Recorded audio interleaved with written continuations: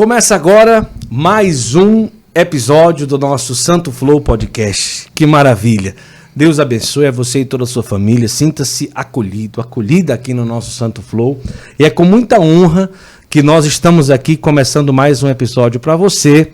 E eu quero dizer para você sentar nessa mesa aqui para mais uma conversa muito especial no nosso Santo Flow, tá bom? Você é que faz o programa aqui com a gente nesta noite maravilhosa. Eu quero abraçar você e convidar você a pegar essa live agora que nós estamos aqui e compartilhar. Pelo menos 5 pessoas, 5 grupos, manda para todo mundo, tá certo? Que vai ser uma maravilha hoje a nossa conversa. Hoje nós recebemos um padre jovem que se ordenou muito jovem. Além disso, tem um trabalho maravilhoso na cidade de Salvador, na Bahia. Foi contemporâneo do padre Gabriel Vilaverde, inclusive se ordenou no mesmo dia que o padre Gabriel Vilaverde, e também se chama Gabriel.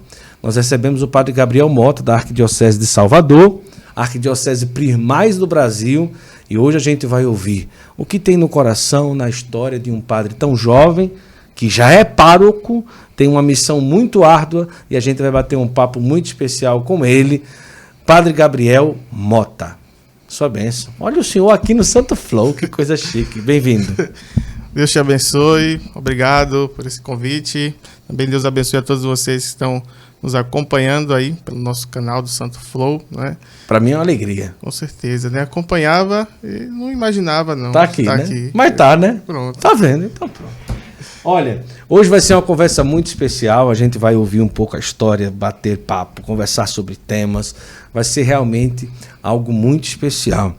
Agora, vamos começar lá dos primórdios. Família católica, como foi aí os primeiros anos de infância do padre Gabriel Mota? Família católica? Sim, minha família toda católica.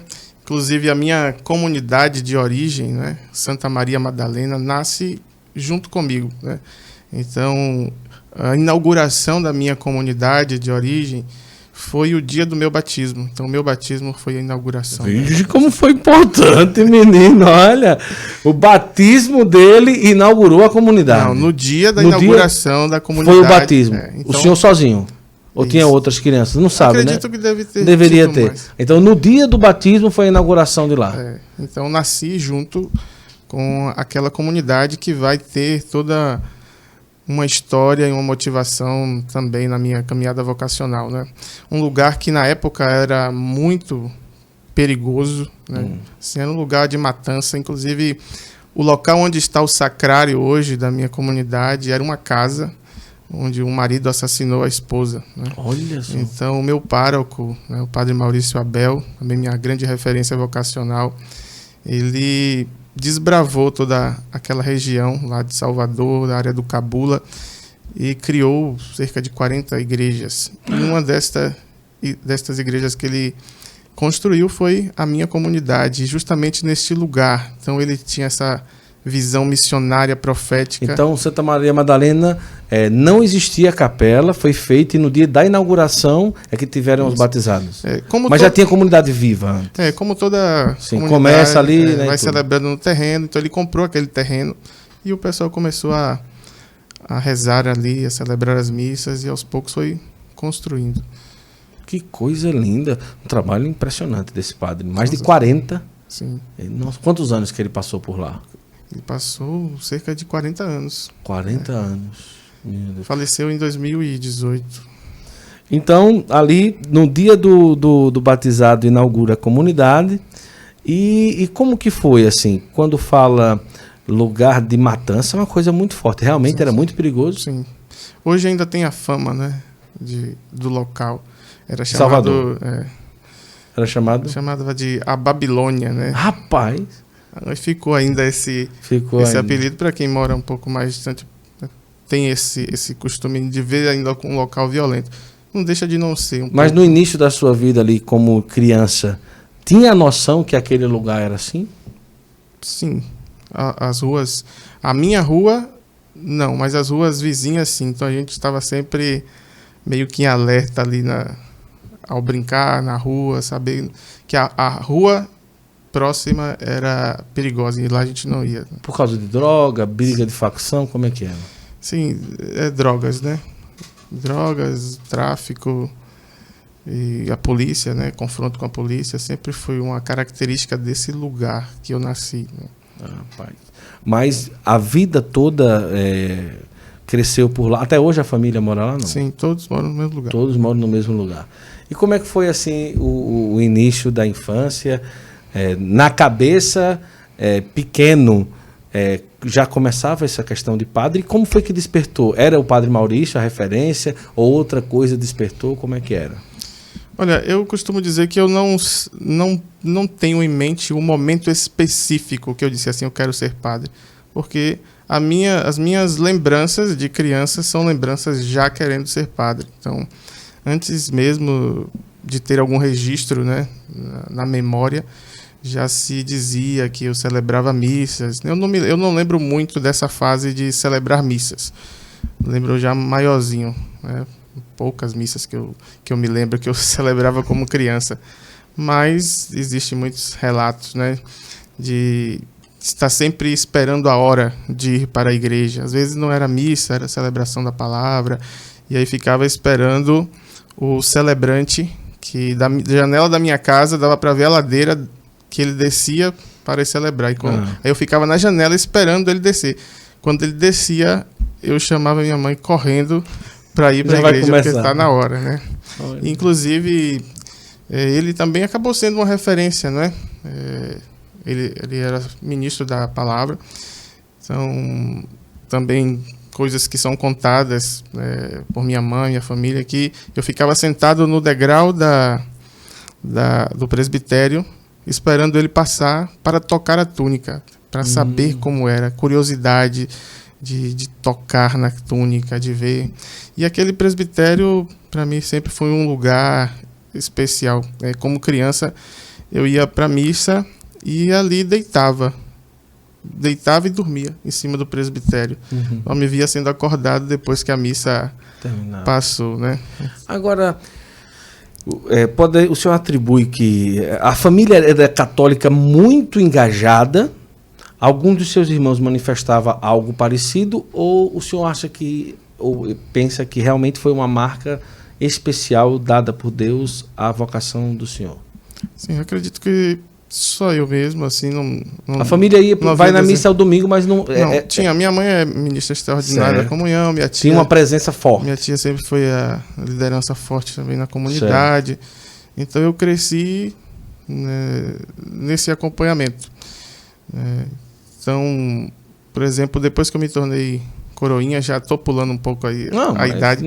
Então eu abri a igreja, certo. Eu ia abrir a igreja, eu arrumava as coisas para missa, lá ficava. Então, eu nunca precisou que minha mãe, alguém mandasse eu ir para a igreja.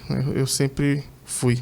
E, às vezes, como eu disse, a família ali envolvida, eu tinha chave, então eu mesmo já ia abrir a igreja e tocava o sino e arrumava a credência para a missa começar. Então, sempre essa iniciativa. Agora vamos pegar você aos 7, 8, 9 anos de idade, num bairro com muita presença de violência, droga e tudo. Não corria assim, corri perigo sim, mas em nenhum momento apareceu diante essas situações de droga, os amigos que brincavam na rua, como é que era, e chances de acabar. Como é que um menino numa situação daquela já nasce ali querendo ser padre, vendo todo ao redor que acontecia ali no bairro, né? Inclusive, os meus alguns colegas de catequese, por exemplo, se enveredaram para o mundo das drogas. Alguns catequizandos meus, que eu fui catequista logo cedo também, 10 anos, já estava ajudando na catequese. Então, de fato, é uma realidade que estava próxima, né? Porque, como disse, colegas de catequese entraram nesse mundo. Mas, para mim, assim, a minha felicidade era estar na igreja, a felicidade era mover a vida, o coração com esse pensamento, né, de ser padre. Eu acho que é também uma característica da vocação, se alguém quer saber qual é a sua vocação, é sentir alegria daquilo. Então, ao falar em ser padre, ao falar em ser um missionário, ao falar em ser uma religiosa, um consagrado, se aquilo traz uma alegria ao coração, então é um sinal, né? Então eu sempre tive essa alegria ao falar que ia ser padre. E as pessoas começaram a se acostumar com isso, né? Tanto eu falar, porque muitas vezes alguém diz assim, fulano vai ser padre, para, né, motivar. As pessoas falavam porque já via que eu estava decidido a isso, né, desde muito cedo. Então, o chamado. Na juventude, como era falar isso numa roda de amigos e no colégio? Eu vou ser padre. O pessoal não ria ou dizia, que história é essa? Vai nada. Como que era? Entre o pessoal do meu bairro, da minha rua, é normal, como eu disse. Quando já cresce assim, né? Já todo mundo como crescesse com essa ideia. Sim. Né? Na escola, não falava isso, né? Na escola, não precisava. Tipo assim, todo mundo via uma cruz, um comportamento, né, diferente, né, de não estar nas bagunças, daquilo tudo. Até no próprio colégio se tem questões de drogas também, né? Então, de não estar perto dessas coisas, né? Mas as pessoas até falavam de ser padre, como às vezes colegas protestantes. Tipo, para eles seria uma chacota, uma ofensa. Né? E uma vez alguém disse assim, Gabriel vai ser padre, como se fosse para constranger. E para mim foi a maior alegria eles reconhecerem em mim essa vocação. Né? Mas nada de ofensivo, né? Simplesmente para dizer, vai ser padre. Eu disse, que bom, é isso mesmo. Na juventude, o senhor se considerava como tímido, mais extrovertido? Como que se considerava? Extremamente tímido. E como era o desejo de ser padre e, ao mesmo tempo, a timidez? Vamos colocar aí o senhor com 14, 15 anos. Como era esse conflito interior? O pessoal da casa do senhor é meio tímido, assim? O pai, a mãe, os irmãos? Ou o senhor acha que é o mais? Eu não diria tímido, mas, por exemplo, minha mãe é uma pessoa muito tranquila, muito calma, né? Meu pai já é mais agitado, estourado. Mas essa timidez, até dentro da própria comunidade, você falou aí 14, 15 anos, essa foi a idade mais ou menos em que eu comecei a fazer celebração da palavra. Né? Porque imagina uma paróquia de 40 comunidades, o pároco, por mais que tenha vigários, não consegue atender tanto. Verdade. Então tinha muitas celebrações da palavra na minha comunidade e eu comecei a fazer.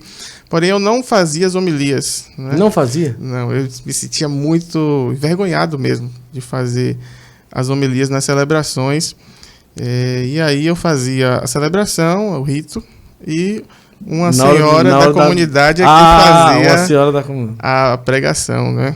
E aí foi se dando isso até o dia que eu consegui, né, fazer.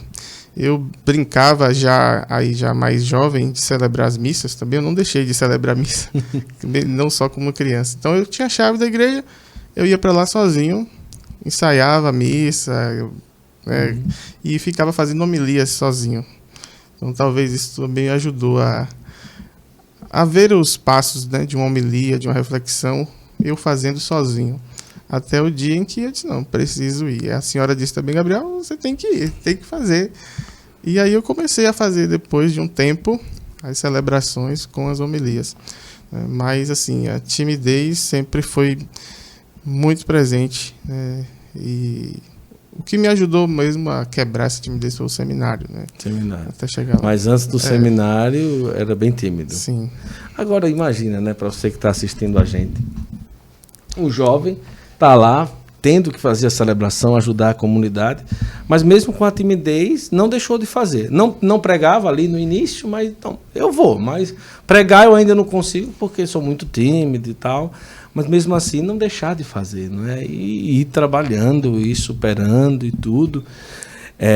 Mas em algum momento a timidez, o senhor chegou a pensar que atrapalharia a questão de ser padre? Mas como é que eu vou ser padre se eu sou tão tímido? Ou não? O senhor tinha certeza que uma hora ia passar por cima disso? Não, eu acreditava assim que iria melhorar, né? Até porque eu consegui, por exemplo, fazer a homilia ainda antes, né, de entrar no seminário. Mas assim, na verdade eu considero que o que quebraria a intimidade é ganhar intimidade. Então chegar no ambiente, vai ser muito tímido, retraído, mas à medida que ganhar intimidade, isso vai se desenvolvendo, né? Então eu não via como um problema e acho que eu não pensava, né, se isso poderia ser um problema. Simplesmente eu ia seguindo. Vamos colocar aí a juventude já perto aí do ensino médio. O pessoal não cobrava? E a namorada? Não vai namorar, Gabriel? Como é que era? Eu imagino a cobrança dos amigos, dos familiares, de todo mundo. Houve em algum momento que teve alguma experiência de namoro? E também a pergunta é se o pessoal cobrava muito isso. Não cobrava justamente por isso. Assim, é uma coisa muito forte as pessoas saberem. Ele vai ser padre, né? E esperar isso mesmo, chegar a hora certa de ir para o seminário. Inclusive até algumas meninas não temiam muita aproximação ou amizade, com medo de que alguém da família visse ela de forma negativa, vamos dizer, desviar a vocação de Gabriel, né? Então, na minha cabeça estava certo também. Claro que a gente tem os sentimentos, né? Claro. Aqueles que são, né,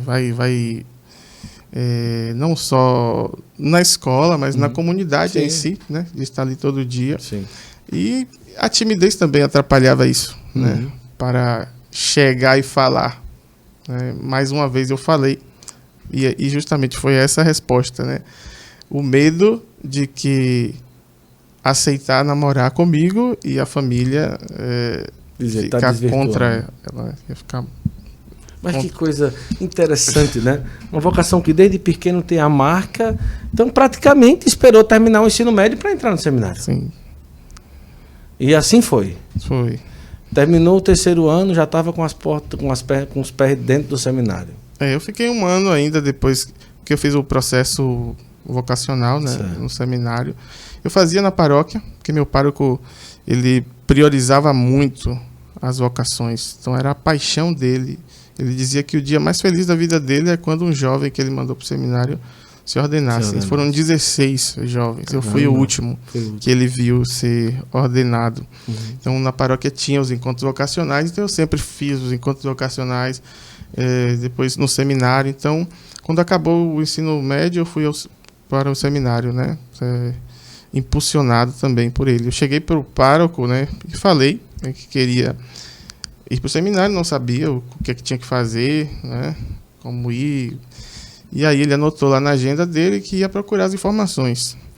E passou uns dias, a secretária ligou lá para minha tia, que era a coordenadora da igreja. Tem uma carta aqui para Gabriel urgente. O Padre Maurício disse que é urgente.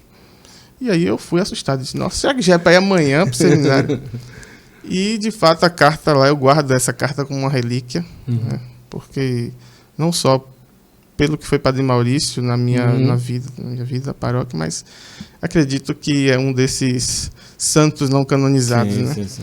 E aí estava lá urgente, de vermelho, bem grande. E quando eu fui ler, era só as informações de que o que deveria fazer, que ia ter encontro no seminário tal dia, né, que fosse. Aí, a princípio, eu disse, que urgência, só para dizer isso. Mas depois eu vi alguém tão apaixonado, né, por Jesus e pela vocação, e entendi que a vocação é algo urgente, né, e a resposta precisa ser algo urgente. Então, nós não devemos perder tempo.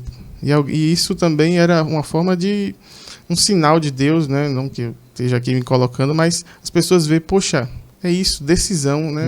Não espera tanto. Muitos dizem assim, pô, eu sou muito mais velho que o Gabriel, e o Gabriel já tem o estado de vida dele decidido, resolvido, né? Então, essa urgência em atender à vontade de Deus, né? E eu procuro colocar isso hoje como padre também na vida dos outros, né? Dos jovens, dos meninos, meninas, dos coroinhas, desde cedo, guardar, zelar, segurar, né, essas vocações, esta permanência e serviço na vida da igreja. Ao entrar no seminário, quais foram as maiores dificuldades iniciais? Um menino de 18 anos já entra ali no seminário,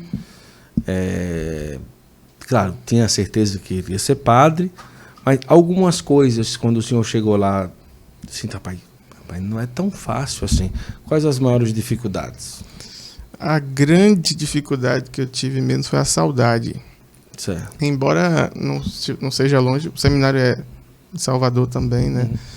Então vamos dizer aí que de carro é 30, 40 minutos, mas eu senti muita saudade, né? Então, quando meus pais me levaram, e aí agora vai embora, pronto. Aí eu me senti ali só, né? Porque ainda muito tímido, né? Sem as relações ainda estabelecidas. Sim. E de repente, e agora? O que é que vai ser? Eu não sei, né? O que vai ser. E então, nós íamos no início para casa todo fim de semana, né? Sábado e domingo. Porque o reitor tinha paróquia e ele ia para a paróquia fim de semana, a gente ia para casa. Já amenizava, né? Mas mesmo assim, dar as costas para minha mãe em casa era um sofrimento. Tanto porque via ela também, né, sofrer de saudade.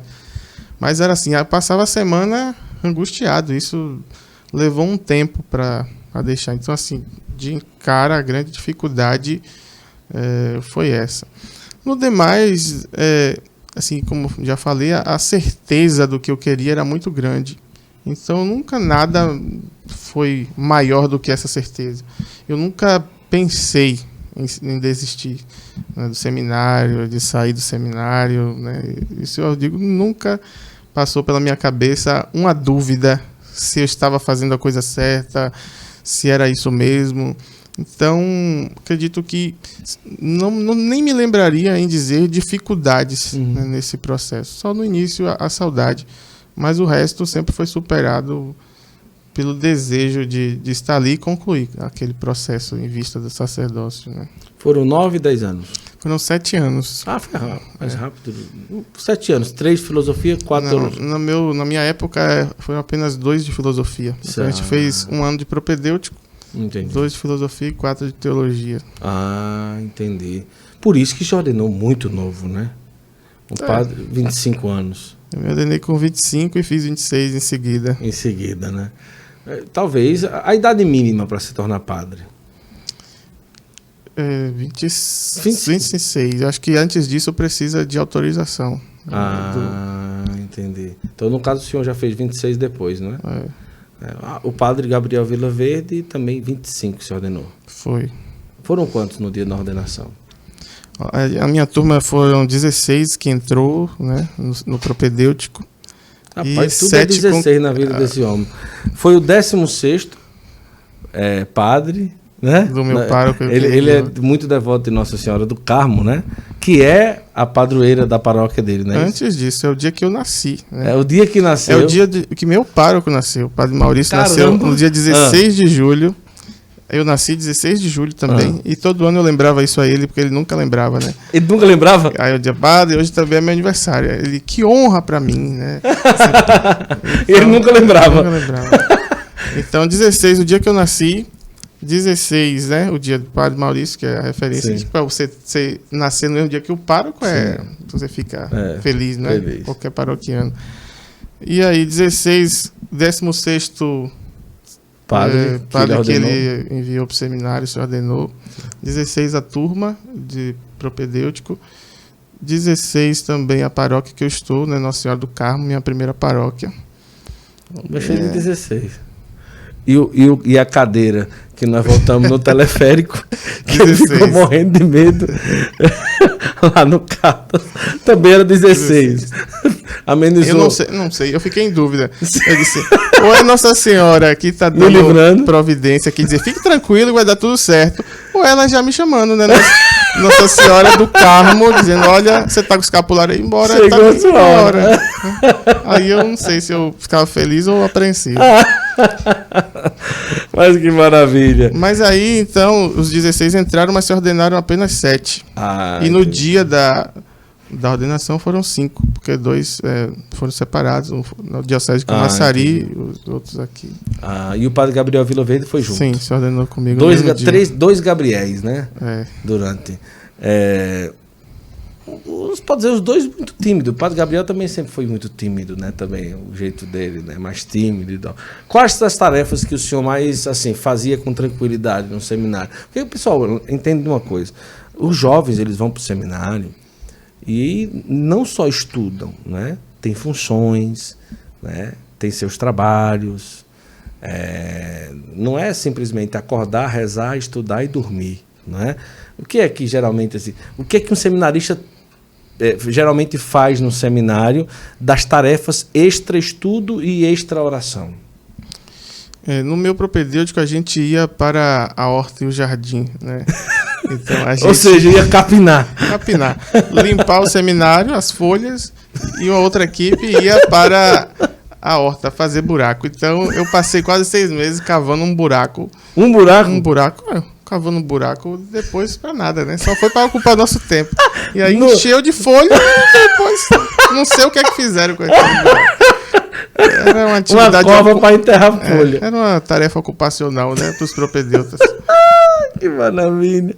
Mas além disso a gente ocupa algumas funções também, né? Serviços. No meu último ano, por exemplo, eu coordenei a cozinha do seminário. Eu digo que esse foi o meu grande desafio no seminário, não é?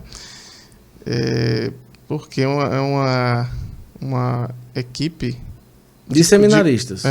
Mas coordenar a cozinha, por exemplo, um evento grande. O seminário às vezes faz alguns eventos grandes. Não tinha cozinheira? Tem cozinheira. Mas o seminarista ele vai ser a ponte entre a cozinha geral do seminário e as casas, né?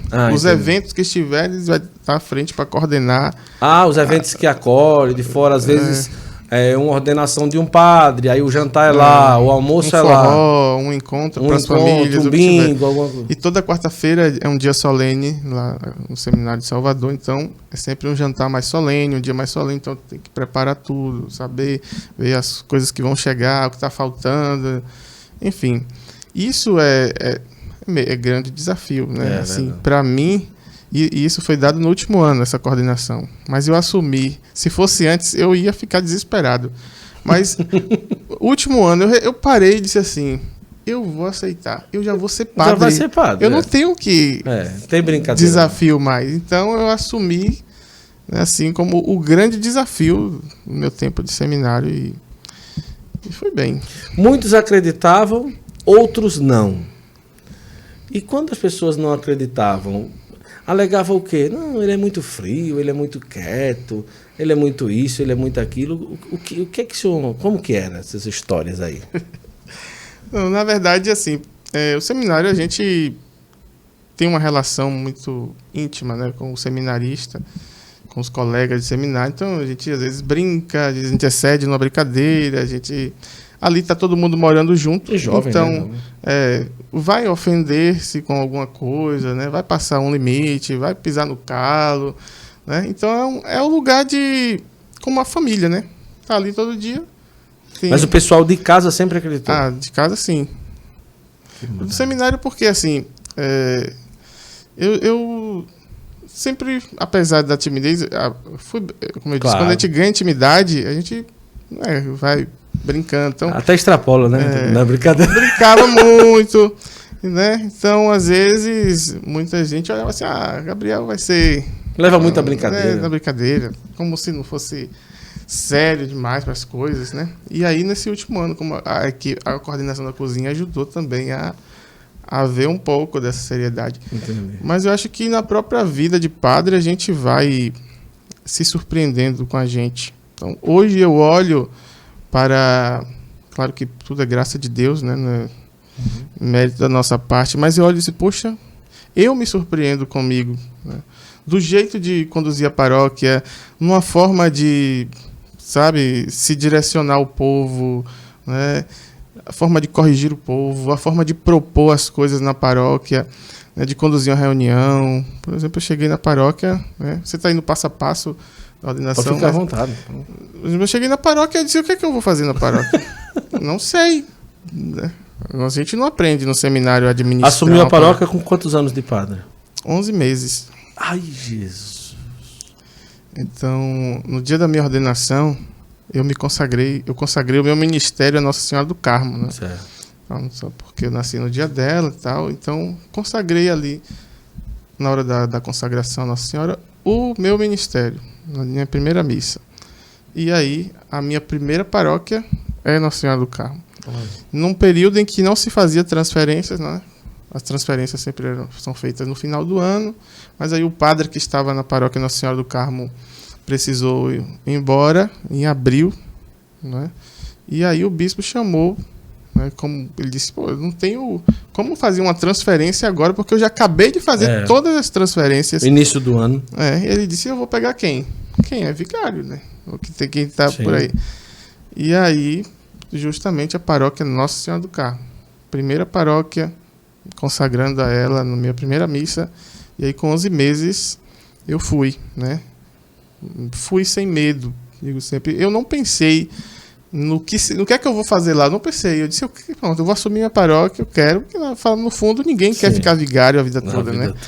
E ali chegou o fim do ano, eu já pensava que já ia para uma paróquia. Aí passou o fim do ano, eu disse, vou ficar aqui mesmo. E aí o bispo chamou e enviou, né? E eu chego na paróquia, reunião de CPP, reunião de conselho econômico, reunião de comissão de festa, já todo mundo ali preparando o forró e a festa da paróquia. Eu não sabia o que fazer, mas eu tive que fingir, né? Tive que fingir! Que maravilha! Além de ser novo, dá um jeito, né? Imagina se um padre inseguro com 26 anos, não tem nenhum ano de padre, né? E a fisionomia muito jovem também. Muito jovem, né? Inclusive, como foi isso? Ordenou e quando chegava para celebrar, o pessoal não fica, não é possível, esse menino não é padre, não pode, é um menino, né? Eu ouvi muita coisa. Ouviu muito? Ouvia muito o quê? Não sabia que a igreja já estava ordenando de menor. Né? Não sabia que a igreja estava ordenando de menor. Chegava para celebrar em outras paróquias, convidados assim, aí veio o coroinha, você vai servir também? Achando que eu era o coroinha. Eu disse, não, eu sou o padre que vou celebrar aí a missa. Né? Então, meu Deus, que coisa. Mas é realmente um desafio, porque 25 anos, mas a primeira vez que eu fui na missa lá na paróquia dele, na capela, na comunidade, que eu olhei, eu disse, não pode. Ele é muito novo, né? E eu disse, olha o padre, como é novo, rapaz. E com certeza muita gente fala a mesma coisa. Hoje o senhor já está mais vivido, né? Mais fortinho um pouquinho. Mas quando estava ali mais magrinho e tudo, eu disse, meu Deus, é um menino realmente, né? Mas isso é sinal de que disse sim à vocação, abraçou tudo, independente do que fosse, subiu no altar, está ali, sacerdote. E isso é que é belo, É a gente olhar hoje a história e a vida do padre Gabriel Mota e a gente perceber isso, né? Deus tem pressa, né? Deus tem pressa. Então, um padre aos 25 anos de idade. Agora, eu sei como é a realidade do povo, né? E a frase que com certeza deve ter escutado muito, não pode, um padre jovem, um jovem tão bonito, vai inventar de ser padre. E ao chegar nas paróquias, nas comunidades, as meninas, rapaz, esse padre é muito jovem. Como foi no início de tudo lidar com isso? Porque eu tenho certeza que as piadinhas, as brincadeiras, como que foi? Só para você ter ideia, né, na paróquia, depois que a gente ganha intimidade com o povo revela, né, as impressões daquele momento. Então muita gente ficou preocupado quando eu assumi a paróquia. Por conta das jovens? Da idade. Eu fui, não, da idade? Também. Também, porque de tudo. É muito jovem, né? Vamos passo a passo. Aí, problema por problema. Eu fui com o padre Diego, que é da nossa turma também, né? Padre Diego, padre Gabriel Vilaverde, esses 5 que se ordenaram. O padre Diego é mais novo que eu. Não fisicamente. A fisionomia não. Eu sempre tive esse rostinho mais jovial. Mas ele é mais jovem. Então, os dois jovens, né? E aí, depois o pessoal revelou que dizia assim, né? Estamos perdidos. Caramba. Estamos fritos. Como que o bispo entrega a paróquia a esses 2 meninos, né? Então, isso eles não falaram na hora, mas falaram entre eles. Depois eles vieram me falar, né? Também surpreenderam-se depois, né? Dizer assim, poxa, padre, reconhecendo, né? Eu falei naquele momento que o que será de nossa paróquia com esse menino? Porque é uma paróquia que, pra você ter ideia, eu estou lá há 5 anos Na verdade, eu vou fazer 5 anos, dia 7 de abril, que o nome do bairro da paróquia é 7 de abril, então eu cheguei em 7 de abril, no dia 7 de abril. Mais umas jesuicidências aí. E aí, eu sou o padre diocesano que tem mais tempo lá. Então, os padres diocesanos sempre ficaram muito pouco tempo. 2 anos, 3 anos, saía. Então, era como se... de novo, um jovem não vai dar certo. Não vai dar certo, vai sair. E a minha primeira palavra de acolhimento na paróquia, porque eu fui na paróquia antes de tomar posse, eu fui anonimamente, né? Assim, fui visitar as comunidades, as pessoas não me conheciam, e eu fui capela por capela. E quando eu cheguei na matriz, a matriz estava fechada, e aí uma senhora estava passando na hora, e ela perguntou: "Você está querendo alguma coisa?" Aí eu falei: "Não, eu sou o padre que vai tomar posse aqui." Esperava uma alegria, que alegria, um abraço. Ela disse: "A gente já tá cansado de toda hora mudar padre aqui." Nossa. Aí eu, vamos lá. Ela: "Espera aí que eu vou pegar a chave." Era a moça que tinha a chave da igreja. Mas aí depois ela, tremenda, quando ela voltou com a chave, ela voltou mais feliz, né? Acolheu, abriu, mas já foi a pancada. E aí, quando ela abriu a igreja, vinha passando outra pessoa e viu a igreja aberta, entrou, né, para fazer uma oração. E aí a senhora foi e apresentou: "Olha, aqui é o novo padre da paróquia." "Esse menino vai ser padre?" Meu Deus. Aquela cara de desprezo. E aí eu disse: "Não posso ficar aceitando isso." Eu parei assim, aí ela percebeu que ela foi um pouquinho... Sim. "Ai, não, é tão novo, não sei o quê." Tentou disfarçar. Mas veja, esse foi o acolhimento, né? Claro, minha paróquia me ama muito, eu também amo minha paróquia. Mas agora, só pra falar dessa experiência. E aí eu fui rodando, né? Chegou em outra comunidade, tinha o senhor separando os quilos de alimento, né? Que todo mês doa. Aí o portão tava trancado, eu falei: "Ô, o senhor pode abrir aqui?" Ele falou: "Você quer o quê aqui?" Nossa. Uma hora dessa. Não é hora de missa isso aqui. O que esse menino quer aqui agora? Aí eu falei: "Não, eu sou o novo padre." Aí ele falou: "Pera aí." Ele foi ligar para a coordenadora da comunidade para saber se era verdade que aquele menino era o padre. Ele disse: "Menino, abre a porta, é o padre que vai chegar." Aí ele foi e abriu, né? Depois disso. Então, assim, ninguém botava fé. Eu tô vendo. E com as jovens, assim, o padre jovem atrai jovens sempre, né? Sim. Então, eu já teve um episódio no início, né? De alguém que, sei lá o que é, uma senhora da comunidade: "Saiam de perto do padre, que toda vez que você não vinha pra missa. Agora..." Meu Deus! Você não vinha pra missa. Agora porque o padre é novinho, tá vendo, né? Mas que terrível. Eu disse: "Que é isso? Não é assim, não, né?" Aí a gente fica constrangido também. Demais, né? Meu Deus. Rapaz, eu vou dizer uma coisa, viu?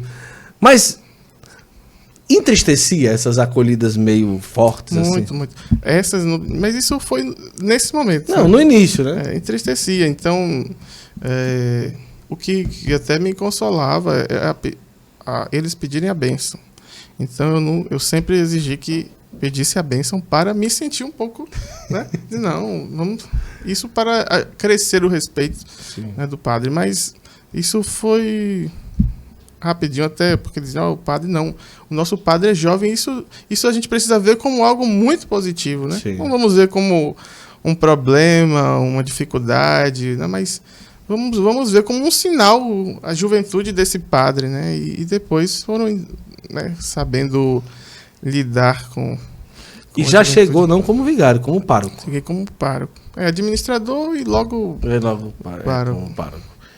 E nós estamos falando, pessoal, de uma paróquia, de um bairro, o quê? 20 mil habitantes? Eu acho que isso aí é só de um bairro, né? Porque a nossa paróquia abrange 3 grandes bairros, né? Realmente tem uma população muito grande, né? Quantas comunidades? Temos 9 comunidades com a matriz. A matriz, né? E agora há pouco terminou uma igreja que custou o quê? Chegamos a bater aí quase R$1 milhão. R$1 milhão. E finalizou a igreja. Finalizamos a igreja. Aí o povo vai estar dizendo: "Não, Com certeza é um bairro muito rico, é um bairro de gente de classe A. Como que é a situação e como esse povo juntou e construiu em quanto tempo essa igreja? Olha, a gente começou um mês antes da pandemia, então isso atrapalhou bastante, né, o tempo. Mas a gente iniciou lá no início de 2020 e concluímos agora em setembro, 2 anos e pouco. em outubro de 2022. De trabalho mesmo, no máximo 2 anos, porque a pandemia atrapalhou. É. Então, assim, era sempre um sonho, né, da paróquia, porque a matriz era a comunidade menor. A gente conseguiu crescer um pouquinho, mas ela não tem espaço para crescer tanto. Mas eu cheguei com, né, o telhado pingando, e o pessoal até lembrava isso que eu disse, eu não lembrava. A última novena que teve lá na matriz, pingando, a missa de abertura com o bispo, chuva e balde dentro da igreja. E aí eles disseram, todo mundo muito triste, né, de abrir a novena assim, com a igreja molhada e com o bispo. E eles disseram que eu falei assim, essa é a última novena que nós vamos celebrar aqui, com esse telhado pingando. E foi, porque a seguinte foi pandemia, a gente foi online, não foi lá, foi em outra comunidade que tinha internet. E de fato, para o ano, será a próxima novena lá. Então a última foi aquela com aquela palavra profética, sim, né? Sim. E aí nós começamos, né? Era só uma reformazinha, mudar o telhado, trocar o piso. Mas aí mexe uma coisa, mexe outra. Isso aqui não presta mais, tem que derrubar. Isso aqui não presta mais, tem que refazer. E aí se refez tudo, né? Toda a fachada da igreja derrubada, tudo. E aí o valor só subindo, só aumentando. Aí vamos lá, vamos confiar, né? Então, como o Guto falou, uma comunidade periférica, né? Nossa comunidade, pessoas muito simples, trabalhadoras ali, que se sustentam a comunidade com o seu dízimo, a sua boa vontade, o seu serviço. Então nós construímos a igreja com rifas, com latinhas, vendendo latinhas, bazar, né? Isso foi os recursos que nós tivemos para fazer a igreja. E foi assim, é uma experiência única ter passado por isso. Eles sabem, né, o que nós passamos. Muitos podem ver assim, né? Como eu dizia, começamos no início da pandemia. Então, uma semana, começou pandemia. Aí dizer, puxa, que azar do padre ter começado. Mas aí, assim, não, isso foi a providência de Nossa Senhora. A forma que a gente começou foi muito assim, quando eu vi já estava dentro. Se a gente esperasse mais um pouco, a gente não ia estar até hoje com a igreja, porque ninguém ia querer começar dentro da pandemia. Dentro da pandemia. Então a gente foi com a pandemia, reduziu, tudo fechado, mas a gente foi assim mesmo.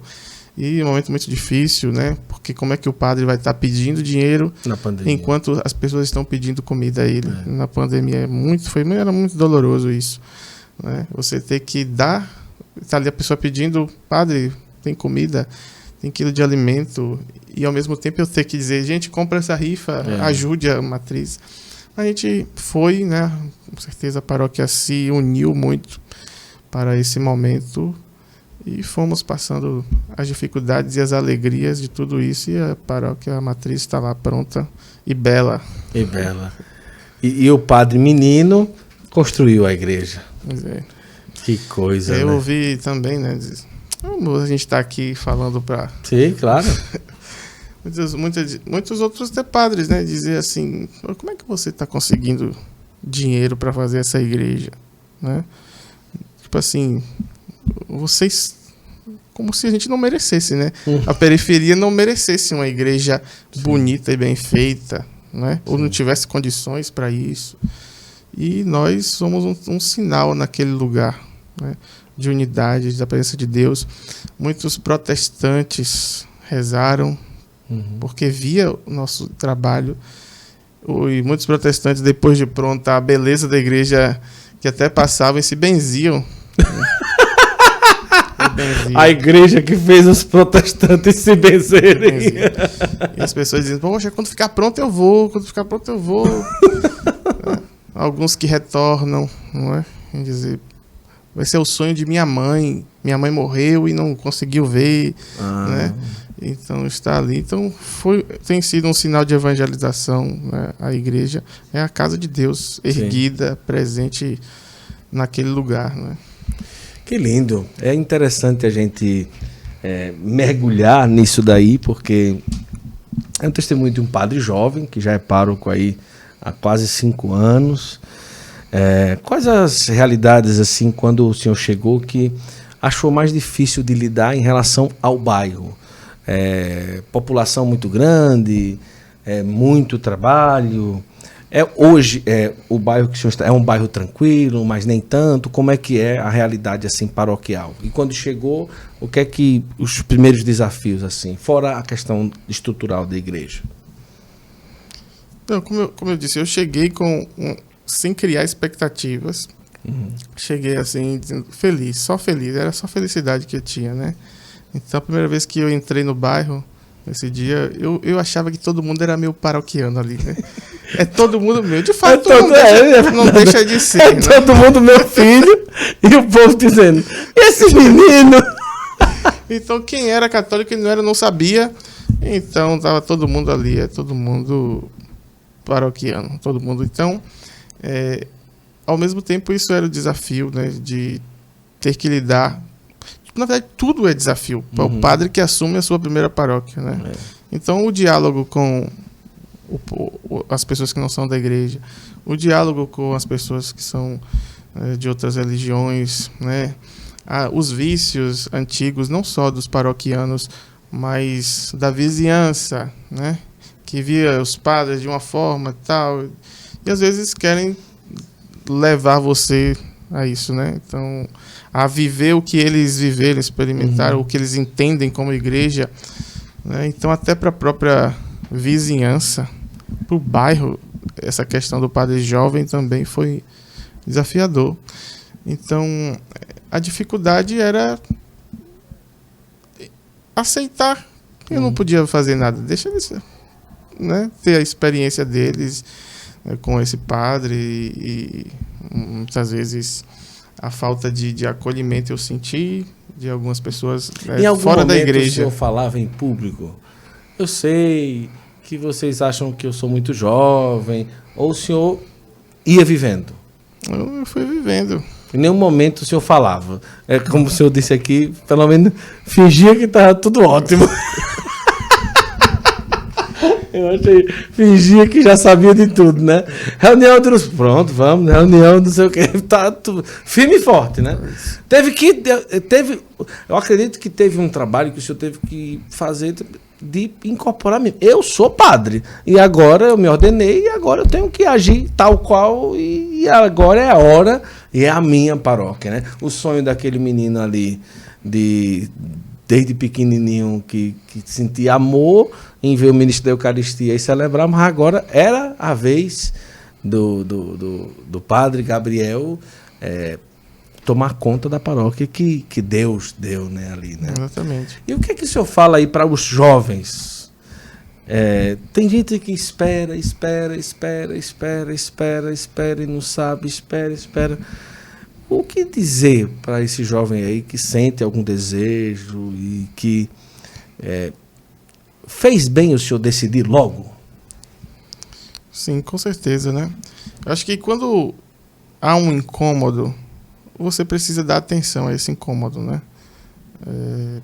À medida em que vai sentindo alguma coisa, precisa desenvolver isso, né? E isso não significa que já vai decidir ali. Até porque quem está no seminário não está decidido a ser padre, assim, digamos assim, não entrou já certo. Vai ser um caminho de discernimento. Por mais que entre querendo e pensando isso, lá dentro também vai se discernir isso. Então, não tem por que protelar, não é, aquilo que você sente, né? A vocação é um chamado para agora, né? Então, Deus está chamando para o hoje, né? Então, é preciso ter essa coragem, né? Muito é o medo do novo, né? De como vai ser uma realidade que a gente não experimentou ainda, né?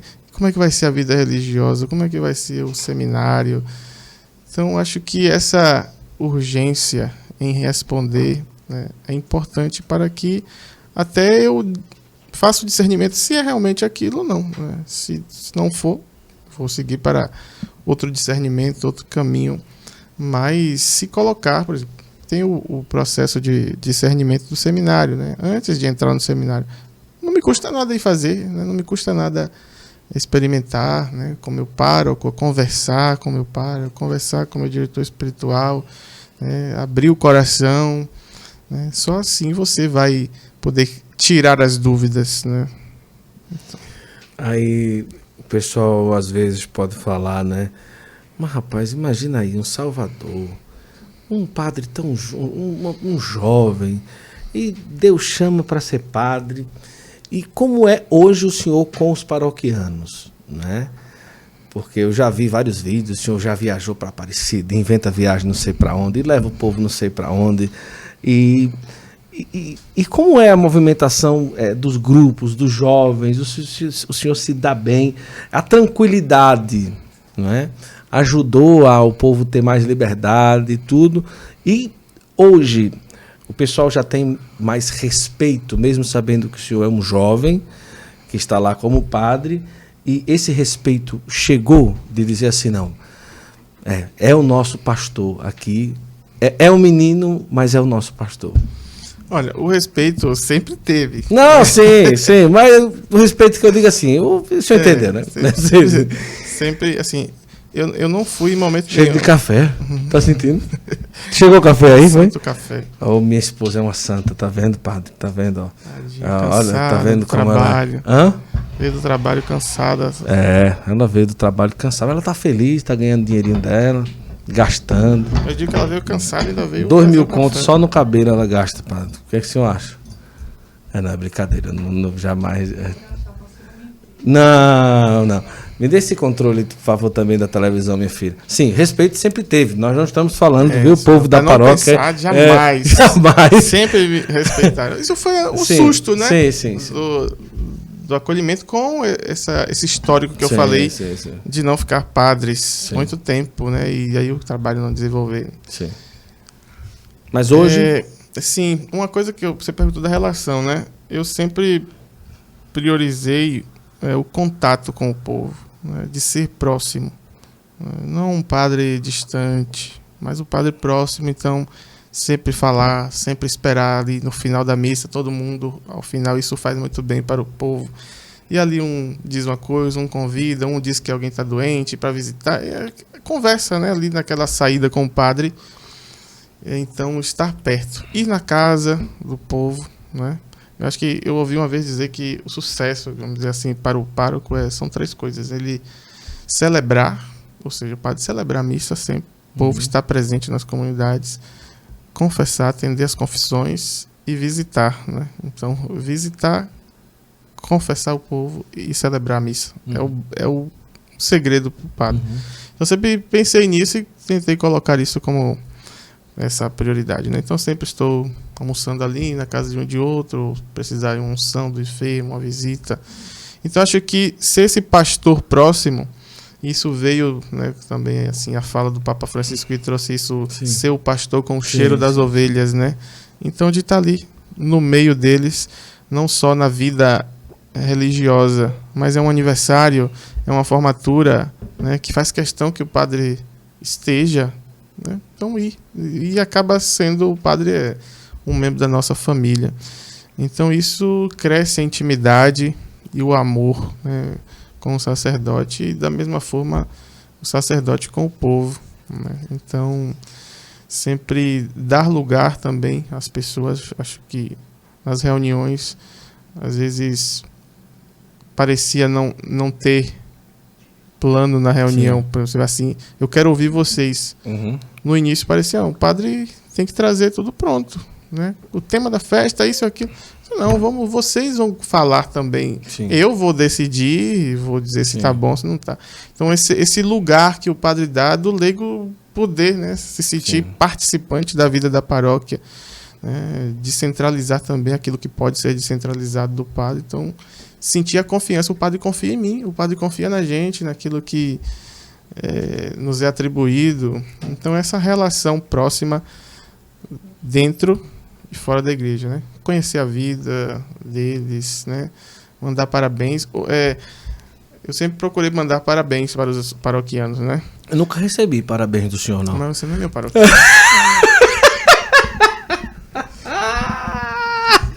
E aí, eu falando isso agora, alguém vai dizer a mesma coisa.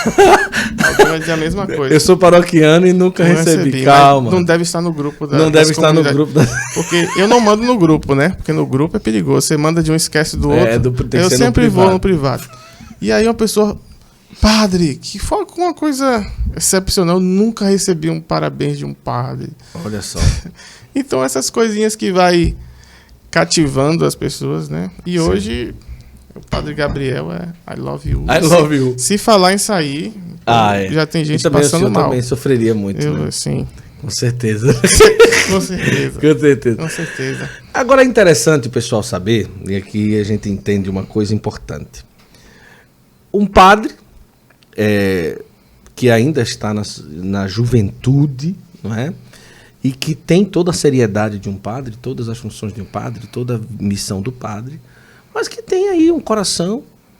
O que eu estou querendo dizer? Porque é jovem, não tira a capacidade de conduzir as coisas com seriedade, né? Por exemplo, torce pro Bahia, por exemplo. É um demérito, é um demérito torcer pro Bahia. Olha, quem torce pro casa fala isso. Mas que diga assim, gosta de futebol, gosta de assistir um filme, gosta de assistir uma série, gosta ali de brincar com cachorro e tudo, mas tá ali. É o padre e que não... Isso não deixa... Não é deixar de ser humano para ser padre. Muito pelo contrário. É com o ser humano você também levar aquilo que é divino para as pessoas, né? Eu acho que tudo com muita centralidade, mas é um padre, é um jovem e que está ali para cumprir a sua função, mas não deixa dos seus... quero ir para um cinema, eu quero estar ali. E vive a vida. Às vezes as pessoas têm que o padre, quando se ordena, vira como se fosse um fantasma vagante, sei lá, alguma coisa nesse sentido. Mas não é assim, né, padre? Um ET. Um ET, não é? Alguém que está fora da realidade do mundo hoje. Está inserido numa realidade, né? Eu venho de uma realidade de família, né, que não se perde isso. Então, tem esse contexto. Eu venho de uma realidade de um bairro que não perdi, né, as raízes. E assim a gente se mistura, né, com as realidades que se encontram. Né? Então, é um jovem, é uma pessoa, é um ser humano que é padre, né? Não está fora do... Isso é lindo, é maravilhoso. Agora, quando o senhor entrou no seminário, sofreu muito com a saudade. E quando se ordena padre, claro, o senhor pode visitar e tudo. Mas o padre termina uma missa, a maioria das vezes, todo mundo vai para suas casas, tem um jantar, todo mundo vai para suas casas, tem uma programação, um domingo à noite, vai para uma pizzaria e tudo. Nem toda vez o padre tem o que fazer, se recolhe sozinho na sua casa.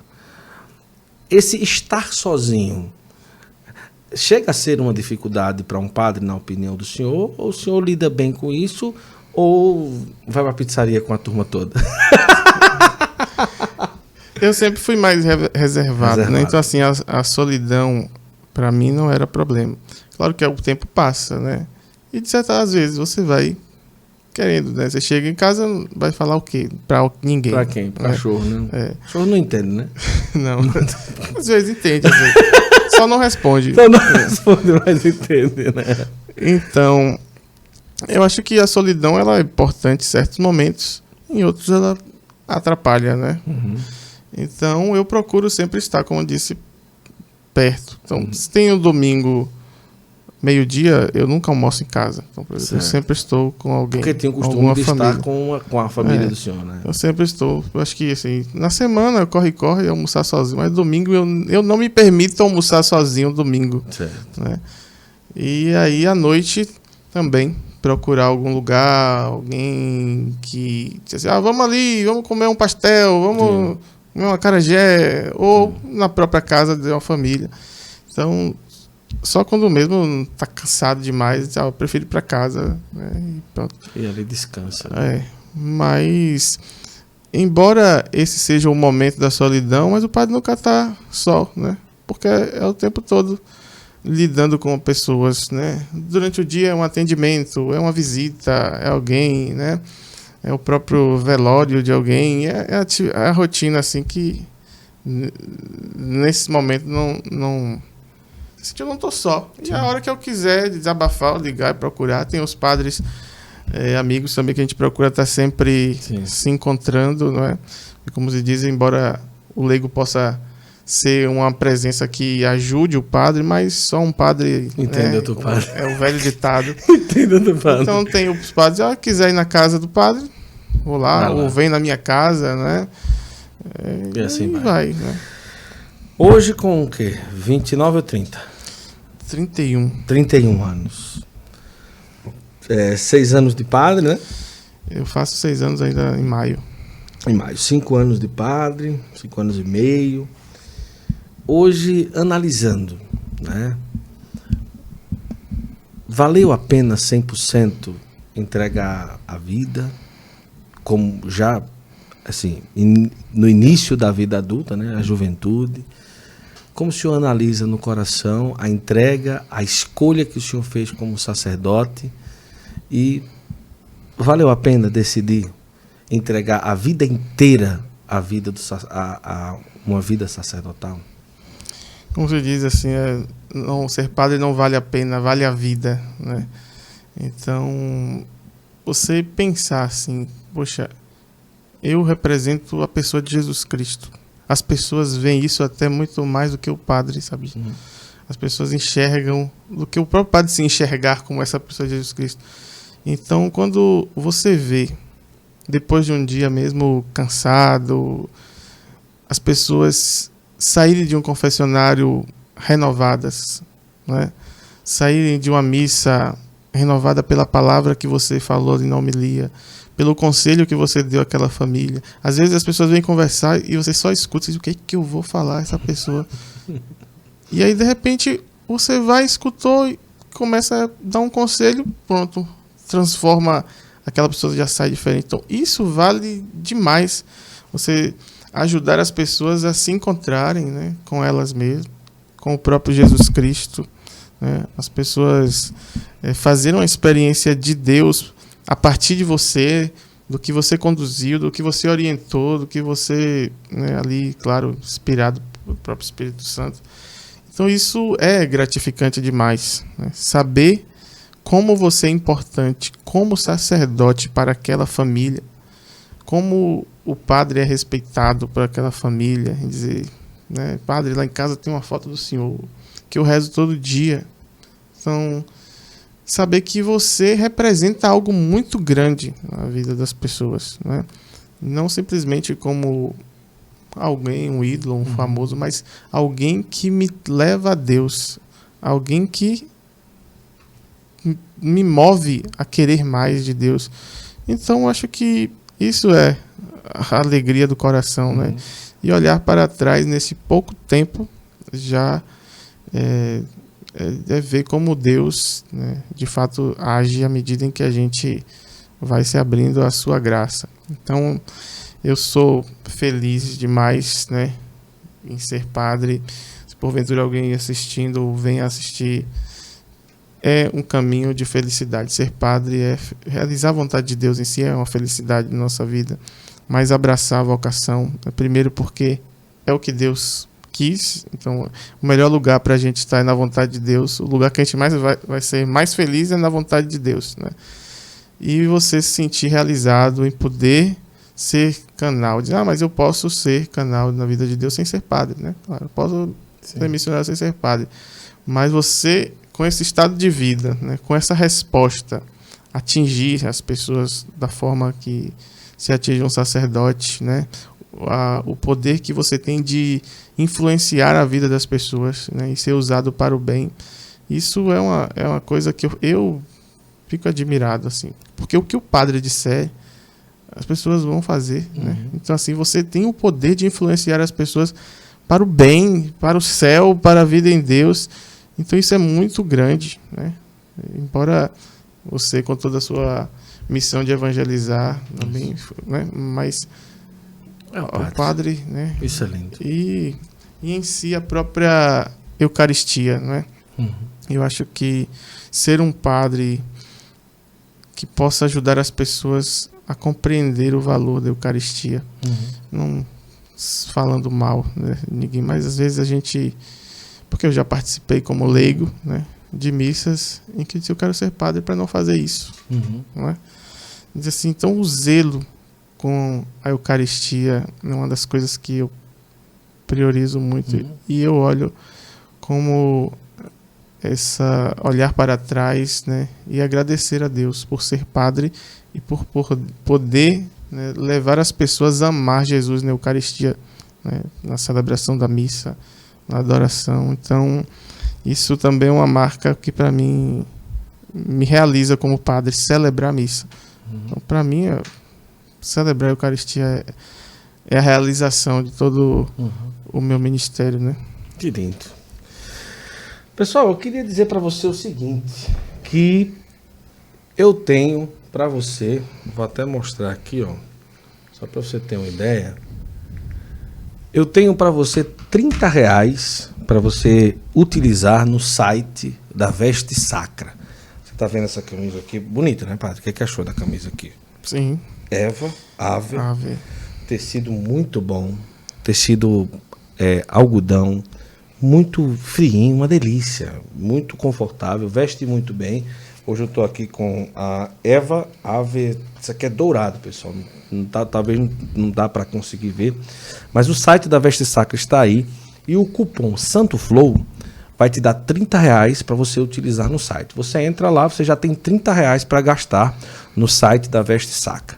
Então, vá lá, entre no site da Veste Sacra, são vários tipos de estampas, eles entregam muito rápido para todo o Brasil, e nós aqui do Santo Flow, né, todo Santo Flow, uma camisa diferente aqui da Veste Sacra, são estampas belíssimas, como você está vendo aí no site, e lá, colocando o cupom Santo Flow, você já ganha R$30. Olha aí, bom, não é não? O senhor vai lá, compra lá uma camisa lá na Veste Sacra, o senhor vai gostar. Tem muita coisa bonita lá, muita coisa bonita, e eu quero dizer para você que colocando Santo Flow, você já tem R$30 para gastar lá no site da Veste Sacra. Então corre lá, porque vai valer muito a pena. E eu também quero lembrar para você que de 3 a 5 de fevereiro, o Santo Flow estará no maior encontro de catequistas do Brasil, que é o Catequistas Brasil. São mais de 3.000 catequistas reunidos em Aparecida do Norte, num evento maravilhoso. Muitas presenças já estão confirmadas. Nós vamos para participar do encontro, fazer várias gravações, encontrar com o pessoal lá. Vai ser muito especial a nossa ida ao Catequistas Brasil. Ainda dá tempo, 3 a 5 de fevereiro de 2023, Catequistas Brasil, coloque lá no Instagram Catequistas Brasil, você faz a sua inscrição e participa deste evento maravilhoso, o maior encontro de catequistas do Brasil. Então, o Santo Flow é participante também do Catequistas Brasil 2023. Tá bom? Padre, que maravilha! Muito boa a conversa. Eu tenho certeza que... Coloque aí o que é que você achou aí a conversa nos comentários do nosso Santo Flow de hoje aí no YouTube. Quero agradecer muito ao Padre Gabriel Mota, mandar um abraço ao Padre Gabriel Vila Verde, que me apresentou o Padre Gabriel Mota, né, um dia que vieram aqui. Como eu falei no início, eles são contemporâneos, ordenaram no mesmo dia. E 2 Gabriéis ordenados no mesmo dia, né? 2 anjos, né? 2 mensageiros, 2 mensageiros, 2 anunciadores. Que figura. E eu quero dizer para você também, colocar aí nos comentários o que é que você achou da nossa conversa. Hoje, talvez o padre que se ordena e talvez com a... Imagina, ordenar com praticamente a idade mínima para ser sacerdote, mas com essa história tão interessante e com esse testemunho tão firme de entrega, de confiança em Deus. Isso é maravilhoso, tá certo? Sua bênção, padre. Muito obrigado aí. A conversa foi boa? Tranquila? Foi boa, tranquila. Tá vendo que foi tranquilo? Foi tranquilo. Cafezinho, até cafezinho veio, né? Pois é. Muito bom. Agradeço muito, padre. Eu agradeço também a você, né, por esse convite, né? E também por toda a generosidade do seu coração. As pessoas conhecem, sabem quanto o Guto é uma pessoa muito querida, muito especial, né? Alguns viram esses dias a gente aqui, sim, né? Sim, já foi dizendo, olha, parece Guto. Esse é ele mesmo. Oh, Guto, que começa a reconhecer já o trabalho de evangelização e missão, né? Que está fazendo todo o Brasil através das redes sociais, né? Então, parabéns pela sua missão, tem dado frutos, pode ter certeza. Amém. E que Deus quer te levar ainda muito mais longe. Então, obrigado mesmo. E manda um abraço para o povo da Nossa Senhora do Carmo. Ah, claro, vou mandar. Então, um abraço. Com certeza, eu vou lá, viu? Eu vou lá. Minha mãe, meu pai, né, se eu não mandava aí. Com certeza. Então, meus pais, muito obrigado, né? Também o primeiro sinal de vocação, né? Que vem da família, toda a vocação. E a minha paróquia, agora atual, estou sendo pároco já há 5 anos. Eu só sei se é pároco lá, não é? Então, é o primeiro amor, não é? Então, um abraço a todos vocês, filhos da paróquia Nossa Senhora do Carmo. Eu vou dizer o nome das comunidades para eles ficarem mais felizes. Fica à vontade. Então, a Matriz Nossa Senhora do Carmo, a comunidade Santo Antônio, a comunidade São José Esposo, a comunidade Nossa Senhora das Dores, Nossa Senhora das Graças, a comunidade São Francisco Xavier, a comunidade São José Operário, a comunidade Nossa Senhora do Livramento e a comunidade Nossa Senhora do Rosário. Um abraço a todos vocês. Eu amo a minha paróquia. Esse é o nosso símbolo lá do nosso amor. Um coração. É um coração. Eu amo a minha paróquia. Viralizou. E tudo agora está eu amo a minha paróquia, né? Então, muito obrigado a todos vocês também que acompanharam a gente aí de outras paróquias do Brasil inteiro, né? Pela oportunidade aqui dada para a gente falar da nossa história, falar um pouco de Jesus, né? E que os corações possam ter sido tocados de alguma forma. Com certeza. Por esse testemunho, que Jesus seja sempre o Senhor de todas as coisas. Vamos terminar com a bênção, né? Vamos marcar um acarajé. Inclusive eu já fui na Bahia e nunca comi um acarajé. Então eu não posso dizer que eu já comi realmente faltou mesmo, viu?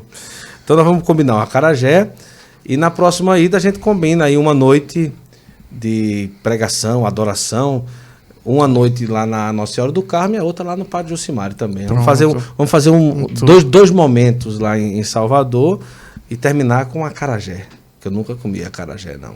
Eu comi aqui, mas disse que se não comer na Bahia não é acarajé. Não comeu acarajé. Foi uma réplica. Foi uma réplica. Muito obrigado. Obrigado a todos. Vamos finalizar aqui com a bênção final.